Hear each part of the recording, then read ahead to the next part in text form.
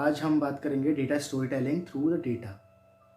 कैसे हम data story telling के कर सकते हैं और डेटा के थ्रू हम कैसे स्टोरी टेलिंग करते हैं। जब हम डेटा स्टोरी टेलिंग की बात कर रहे हैं यानी कि we are talking about the data story telling, तो बात आती कि why it is so powerful. ये इतनी पावरफुल क्यों है, क्यों हम कह रहे हैं कि यार डेटा स्टोरी टेलिंग से हम इंफॉर्मेशन को मोर इफेक्टिव तरीके से पहुंचा सकते हैं।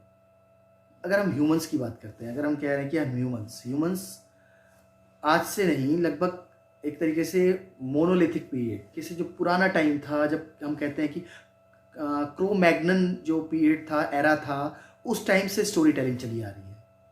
स्टोरी टेलिंग के थ्रू इंफॉर्मेशन को नेक्स्ट जनरेशन तक पहुंचाना होता है। अब डेटा स्टोरी टेलिंग क्यों इतनी पावरफुल है, क्यों ज़रूरत है हमें डेटा स्टोरी टेलिंग की।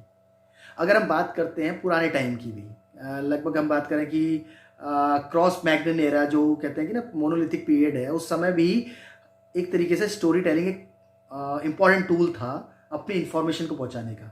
उस टाइम पे जैसे पिक्टोरियल फॉर्म में आप देखते हैं कि आपने आज भी देखी होंगी बहुत सारी केव्स होती हैं जिनमें केव पेंटिंग्स होती हैं।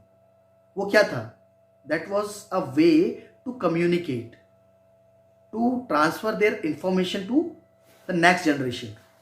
तो इसी तरीके से क्या है कि आप अगली जनरेशन को या अपनी इंफॉर्मेशन को कहीं तक पहुंचाना चाह रहे हो, तो उसके लिए स्टोरी टेलिंग बहुत ज़रूरी है। तो आपने जब भी देखा होगा तो उन पिक्टोरियल इमेजेस में there will be a story.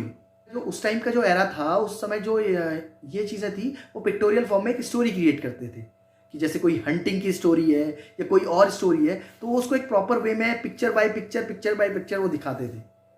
तो उससे क्या होता था कि they are just transferring their information, how they hunt, how they used to cook, these all kind of things। तो उस टाइम के पीरियड के बारे में हमें इंफॉर्मेशन मिलती है उन सारी स्टोरीज से जो हमारी पिक्टोरियल फॉर्म में केव्स में कार्व्ड रहती हैं या हम कहें कि पेंट रहती हैं।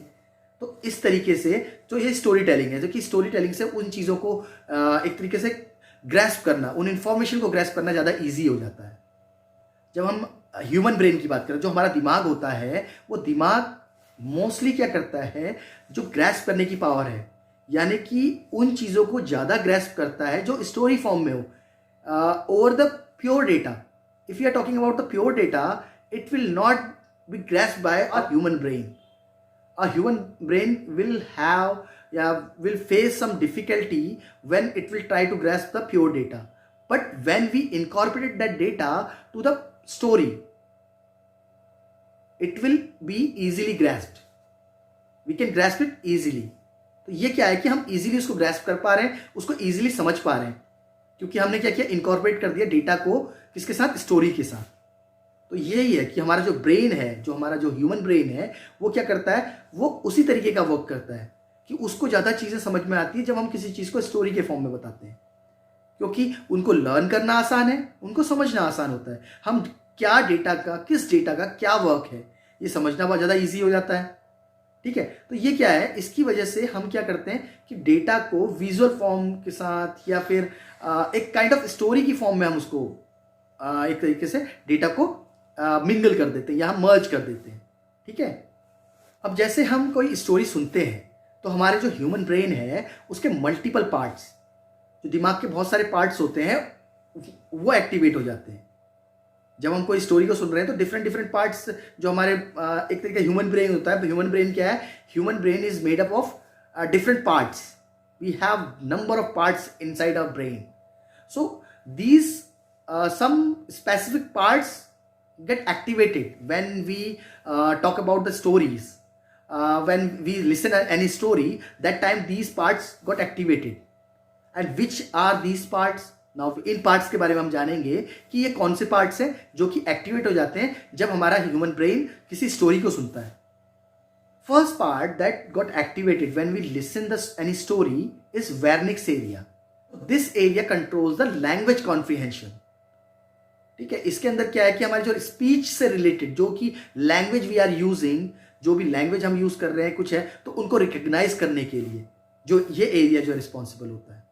जब हम कोई चीज़, कोई स्टोरी टेलिंग करते हैं, तो उस टाइम पे पर्टिकुलर जो लैंग्वेज है या कोई जो हम कहें कि किसी तरीके की कोई स्पीच है, उसको रिकग्नाइज करता है कि क्या हम बोल रहे हैं। Second part is एमिगडेला।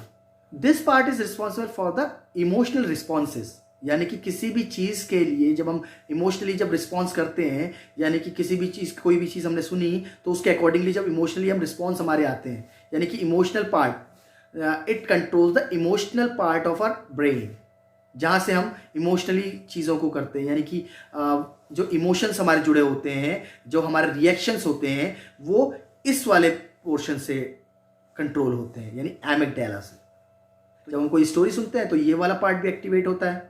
Third part जो एक्टिवेट होता है, यानी कि the third part which get activated when we listen an story is mirror. This is the part of the brain which is responsible for empathizing with something, like someone has done some activity and we are copying the same activity, यानी कोई काम कर रहा है, हम उसको replicate कर रहे हैं या फिर हम उसको कॉपी कर रहे हैं, तो ये वाला एरिया उस चीज के लिए रिस्पॉन्सिबल होता है। There are different parts of the brain get activated when we tell any story and when we say something in form of story.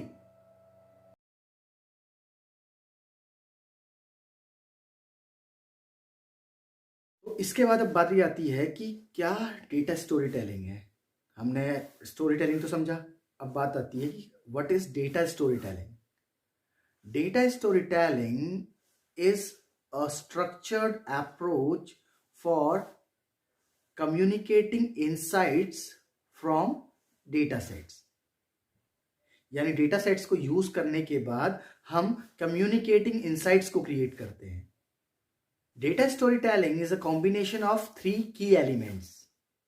Data story telling करने के लिए हमें ये 3 की एलिमेंट्स को जानना जरूरी है, या ये 3 की एलिमेंट्स का होना जरूरी है। First thing that is required for data story telling is data.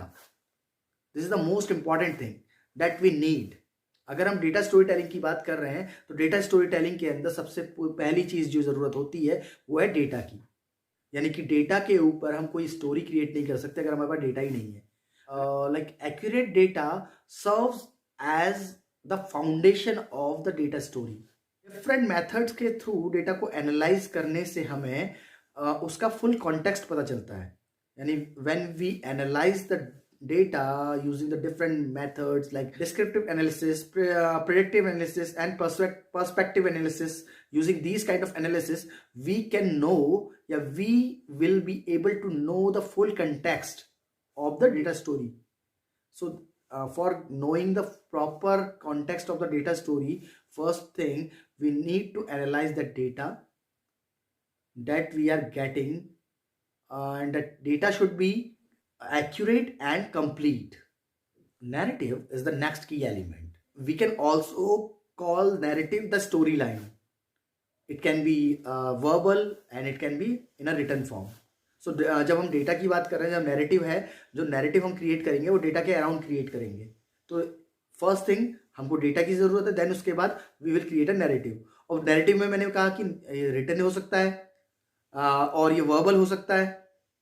तो नैरेटिव के अंदर होता है आपका कम्युनिकेशन इनसाइट्स, और साथ ही साथ किस तरीके से हम उन सब चीज़ों को एक साथ लेके चल रहे हैं। Like we have data, we will have the context of the story, we will have the actions that we will perform, all these things comes under the narrative. So narrative के अंदर सभी चीज़ें होती हैं, उसमें उसके अंदर एक्शंस होते हैं, उसके अंदर कॉन्टेक्स्ट होता है, और वो सभी चीज़ें होती हैं जिसके थ्रू हम हमारे जो ऑडियंस है उसको इंस्पायर कर सकते हैं।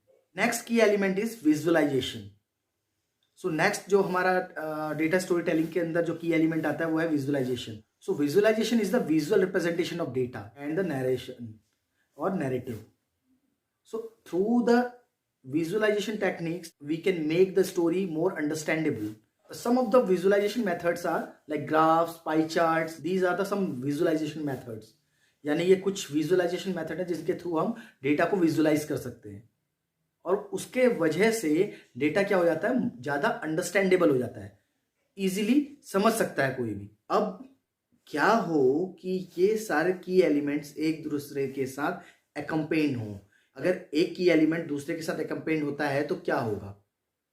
पहली चीज, the first thing, when narrative accompanied with the data, जब नैरेटिव और डेटा मिलते हैं तो क्या होता है? Helps explain to the audience what is happening with the data. अब ये क्या होता है जब हमारा जो डेटा है और नैरेटिव है दोनों मिलते हैं, तो ये हमको हेल्प करता है एक्सप्लेन करने में कि डेटा के साथ क्या हो रहा है और उस डेटा का क्या कारण है, किसी पर्टिकुलर इंसाइट के साथ उसका क्या एक रिलेशन बनता है। किसी भी चीज़ का एक्सप्लेनेशन ईजी हो जाता है क्योंकि डेटा के साथ जब नैरेटिव मिलता है तो हमें ये पता चलता है कि डेटा के साथ क्या हो रहा है और वो डेटा कहाँ पर यूज़ हो रहा है और कैसे यूज़ हो रहा है, उसका उस पर्टिकुलर जगह पर यूज किए जाने का रीजन क्या है, what is the reason behind why we are using that particular data at that particular incident. या ठीक है, तो क्या होता है कि उस पर्टिकुलर डेटा को हम वहीं पे क्यों यूज कर रहे हैं, ये भी हमको जानने में हेल्प मिलती है जब हम बात करते हैं नैरेटिव और डेटा मिल रहे हैं। Now, when visuals are applied to the data, अब जब विजुअल्स डेटा पे अप्लाई होते हैं तो it enlighten, we can enlighten to the audience with the insights which is not possible without the visual effects। हमारा data और visual things मिलती हैं तो ऑडियंस को ज़्यादा समझने को मिलता है। Narrative and the visualisation merge, they can engage the audience to the story and it also makes a story more interesting। इसको ऐसे समझ सकते हैं जैसे कि हम नॉर्मल वे में बात करें, हम एक स्टोरी मुंह से सुना रहे हैं, वो उतनी ज़्यादा इम्पैक्टफुल नहीं होगी जब हम उसी स्टोरी पे एक मूवी क्रिएट करते हैं। उस मूवी को देख के हमें टाइम का पता नहीं चलता और हमें सब कुछ ईजिली हम अपनी आंखों से भी उस चीज़ को ग्रैस्प कर रहे हैं, अपने कानों से भी सुन रहे हैं, तो क्या होगा, वो चीज़ ज़्यादा ईजिली समझ में आएगी, है कि नहीं है। तो वही चीज़ यहाँ पर हो रही है कि हम जब when we are just merging narrative to the visualisation, it makes the story more interesting, it engage और even it entertain the audience also. जब हम दोनों चीज़ों को मर्ज किया तो ये क्या करेगी, आपकी ऑडियंस को एंटरटेन भी करेगी। इसके बाद जब हम तीनों की एलिमेंट्स को एक साथ मर्ज कर देते हैं, when we merge all these three key elements, जब हमारी सारी तीनों की एलिमेंट्स जब एक साथ मर्ज हो जाते हैं तो उसके बाद हमें मिलती है एक story that can make change, which can explain, engage and enlighten, everything can be done and it will finally make a change, thing that we want to achieve, we get that thing। if we talk about data, अगर हम data की सिर्फ बात करें, it can be persuasive, ये आपको मतलब एक तरीके से प्रेरणा तो दे सकता है, लेकिन जब हम स्टोरी की बात करें, जब हम इस डेटा को स्टोरी के साथ इनकॉर्पोरेट कर रहे हैं तो that is long lasting, its impact will be long lasting, यानी कि बहुत लंबे टाइम तक इसका इम्पैक्ट रहेगा। तो ये सब चीज़ें जानी हमने, उसके बाद अब हम जानेंगे कि कैसे हम एक इफेक्टिव डेटा स्टोरी टेल कर सकते हैं, यानी कैसे हम एक इफेक्टिव डेटा स्टोरी को बना सकते हैं। तो उसके लिए कुछ स्टेप्स होते हैं, there are some steps which we need to follow. The first thing that we need to follow is to understand your audience, यानी कि क्या आपकी टारगेटेड ऑडियंस है। सबसे पहले वो आपको ये जानना होगा कि आपकी टारगेटेड ऑडियंस है क्या, उसके बाद ही आप एक like effective data story create कर सकते हैं। डेटा स्टोरी क्रिएट करने के लिए सबसे पहले आपको क्या है, एंगेजिंग स्टोरी बनानी है, और उस एंगेजिंग स्टोरी को बनाने के लिए सबसे पहले आपको पता होना चाहिए कि आपकी टारगेटेड जो ऑडियंस है वो कौन है, किसके लिए आप स्टोरी बना रहे हैं। तो first step is understanding your audience. Now the next step is choosing the right data and visualisation, यानी कि when we are going to make a data story, that time first thing that we need to keep in our mind that the story that we are going to create, that should have which type of visualization and which type of data it should have। सही तरीके से जो भी हमारी data, जो story telling हम करने जा रहे हैं, उसके लिए एक right data, appropriate data, accurate data और कंप्लीट डेटा, साथ ही साथ एक प्रॉपर विजुअलाइजेशन कि उसको किस तरीके से विजुअलाइज किया जाएगा प्रॉपर वे में, इसको जानना जरूरी है। तो ये सेकंड स्टेप है कि choosing the right data and visualisation. Now the next third step is drawing attention to the key information. जो की इंफॉर्मेशन है, जो आपके पास जो की इंफॉर्मेशन है उस पर जो है आपको अपनी अटेंशन ड्रॉ करनी है। किस तरीके से आप किसी की अटेंशन को उन की इंफॉर्मेशन की तरफ ड्रॉ करेंगे, जो आपकी जो की इंफॉर्मेशन है उनको हाईलाइट करें। Now next step is developing a narrative. अब ये सब करने के बाद जब आपने सारा अटेंशन क्रिएट कर लिया, उसके बाद उस पर्टिकुलर जो भी आपका डेटा है उस सब के around you will create a narrative. आप क्या करेंगे, एक नैरेटिव क्रिएट करेंगे। और नैरेटिव क्या होगा, it will be a kind of story. वो क्या होगी, एक काइंड ऑफ स्टोरी होगी जो कि आपके पूरे डेटा के अराउंड घूमेगी। यानी जो भी डेटा आपका है उसके चारों तरफ उसको उन डेटा पॉइंट्स है उनको सबको लेते हुए एक नैरेटिव क्रिएट होगा। Next step is engaging your audience. It means जब आपका नैरेटिव क्रिएट हो गया, सब कुछ क्रिएट हो गया, तो उसके बाद how you will create the attention, how you will grab the attention of the audience. कैसे आप उसको एंगेज करके रखेंगे, कैसे आप ऑडियंस को एंगेज करके रखेंगे, यानी कि कुछ इस तरीके के पॉइंट्स आप उसके अंदर रखेंगे जिससे कि आपका जो ऑडियंस है उसका जो डिस्ट्रैक्शन ना हो, यानी कि वो डिस्ट्रैक्ट होके आपकी जो पर्टिकुलर स्टोरी से दूर ना जाए। उसके अटेंशन को उस पर्टिकुलर स्टोरी में रखने के लिए you will engage the audience. अब हम जब स्टोरी टेलिंग की बात करते हैं तो story telling can be internal और एक्सटर्नल बोथ। यानी कि स्टोरी टेलिंग इंटरनल भी हो सकती है, एक्सटर्नल भी होती है। अब जैसे कि मैं बात करूं किसी पर्टिकुलर ऑर्गेनाइजेशन की, किसी भी ऑर्गेनाइजेशन के लिए अगर हम स्टोरी टेलिंग कर रहे हैं, स्टोरी टेलिंग करने का मतलब है कि we are trying to advertise something, like if we have a product and we want to sell it, how we will sell. So इस चीज को सेल करने के लिए हमको क्या करना पड़ेगा, हमको जो है उस पर्टिकुलर चीज को एडवर्टाइज करना पड़ेगा, एडवर्टाइजमेंट करना पड़ेगा। अब उस एडवर्टाइजमेंट करने के लिए we should have a story, ठीक है। तो इसी तरीके से इसको हम बोलेंगे कि हम एक्सटर्नल स्टोरी बना रहे हैं, इंटरनल स्टोरी बना रहे हैं। हम किसी ऑर्गेनाइजेशन में, विद इन ऑर्गेनाइजेशन किसी को किसी पर्टिकुलर थिंग के बारे में, किसी चीज के बारे में समझाना है कि प्रोडक्ट की यूजफुलनेस, कैसे उसमें इंप्रूवमेंट्स हो सकते हैं, इन चीजों को समझाने के लिए, कि उस चीज को समझाने के लिए we can create a story and that is called a internal story. That यानी कि विद इन द ऑर्गेनाइजेशन अगर हम कम्युनिकेट करने की कोशिश कर रहे हैं, दैट इज इंटरनल। एंड अगर हम उस प्रोडक्ट को आउटसाइड लेके जा रहे हैं, यानी कि हम उसको लेके जा रहे हैं बाहर कस्टमर्स के पास, तो हमारी जो टारगेटेड ऑडियंस है वो बाहर है, तो दैट टाइम जो हम स्टोरी होगी दैट इज कॉल्ड एक्सटर्नल। तो उस समय हम क्या करेंगे, स्टोरी टेलिंग जो होगी हमारी एक्सटर्नल होगी। उस समय हम प्रोडक्ट की क्वालिटीज को बताएंगे, और जब हम इंटरनल कर रहे हैं तो उसमें कैसे इंप्रूव किया जाए वो चीज बता रहे हैं। तो ये सब चीजें हैं जो कि हो सकती हैं हमारे डेटा स्टोरी टेलिंग के अंदर, और जो की स्टेप्स हैं जो हमको फॉलो करने हैं जब हम डेटा स्टोरी टेलिंग कर रहे हैं। आज के लिए सिर्फ इतना ही, और अब नेक्स्ट जो वीडियो है उसमें हम जानेंगे कि कैसे हम नैरेटिव क्रिएट करते हैं and how can we tell a great story with the data के साथ हम कैसे एक ग्रेट स्टोरी बना सकते हैं, एक अच्छी स्टोरी हम क्रिएट कर सकते हैं। Why do we need data story telling, these all things we will discuss in the next video. उम्मीद करता हूं कि आपको ये वीडियो समझ में आया होगा। इस वीडियो में जो भी हमने टॉपिक लिया है उस टॉपिक के अकॉर्डिंगली आपको सब चीज़ें समझ में आई होंगी।